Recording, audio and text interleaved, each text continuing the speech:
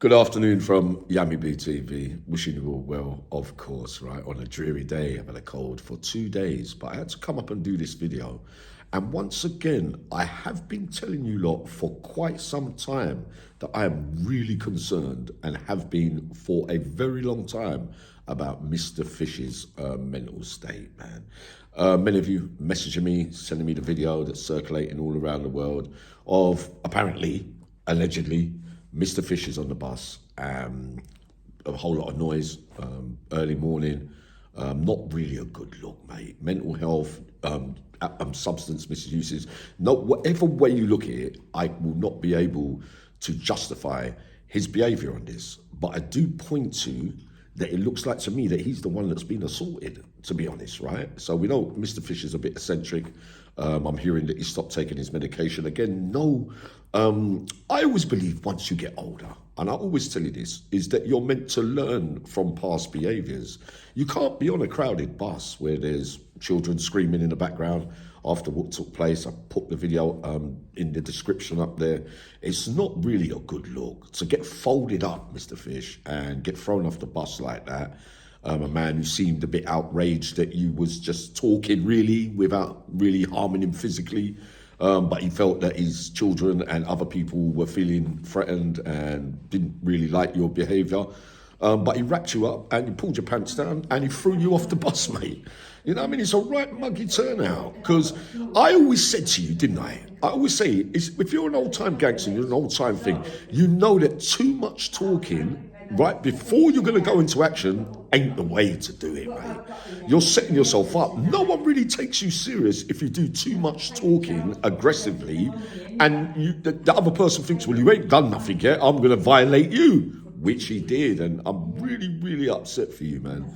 That everybody is seeing that. And again, it highlights, you said about the zombie knife attack on you the other day. These incidents are far too much for you now for a grown man. And sometimes I think you're hanging around with the wrong people, Fish. I do, man. My heart goes out to you, man. You've got to get some help. And there's a lot of people that will help you, Fish, because you're well liked. But you can't have all that. It's a complete and utter muggy turnout on that bus, mate. Some of you might find it funny. I don't really find it funny, mate. And you will still mention your age, 62 years old, but you're not going to get no points if you've lived it. It's too much talking, Fish. You know what I mean? Whatever your state of mind is, you know that in public, you've got to carry yourself properly, mate. You have to, mate. It's a muggy turnout, but that is all I can say at this moment, right? So, no, I didn't really want to highlight it, but it is already highlighted, and all the comments and that are onto you. Some people find it funny, but other people, most of the British public, will find it really not acceptable when children are crying and that kind of stuff. You've got to be aware of that when you reach the grand old age. I've been pissed out my head everywhere, man. And I still know how to carry myself properly, all right? I still do it. Something in my mind says, you know what, just, rein it in a little bit, right? There was a time, I was in a co-op, right, a while back, right, when I was going through my stages, and I went to buy a vodka, a bottle, right, and I was in the shop, but when I was standing there, because I got a good repertoire with the shop assistants and that, she said, "You're all right, Yummy," and blah, blah, blah. I said, "Yeah, I can't barely stand," and all that. But I was joking because I'd been up at night and that kind of stuff. But she told the geezer behind the desk, or a co-worker, she said, "Listen, you're not allowed to serve him."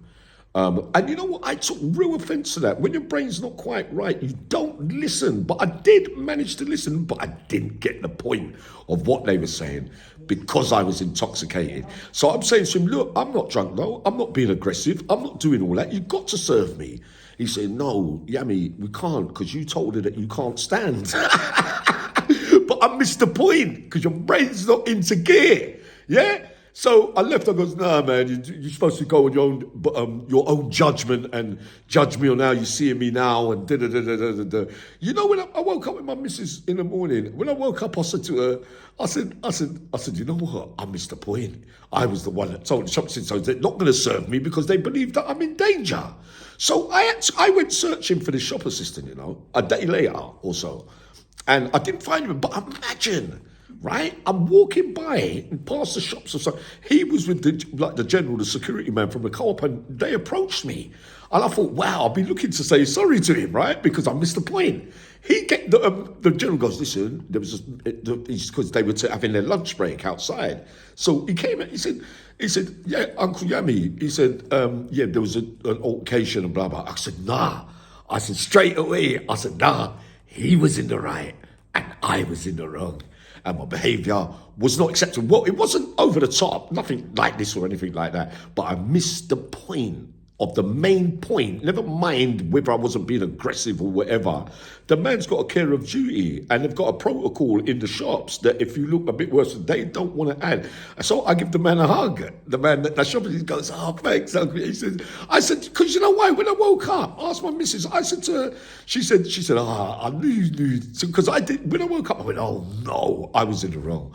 Always accepts when you're in the wrong, right? It's no big thing, pride. And your ego got the better of you on that bus, Fish, because you're talking like it was back in the day and all that. You remember the good, the bad, and the ugly. If you have to talk, don't talk. Shoot first. That's what I was saying. Not promoting anything, but that is another valid lesson that you should have learned all your life. That talking won't win you battles, no matter what you're feeling, man. Always be aware of your surroundings, man. No matter what your state of mind is.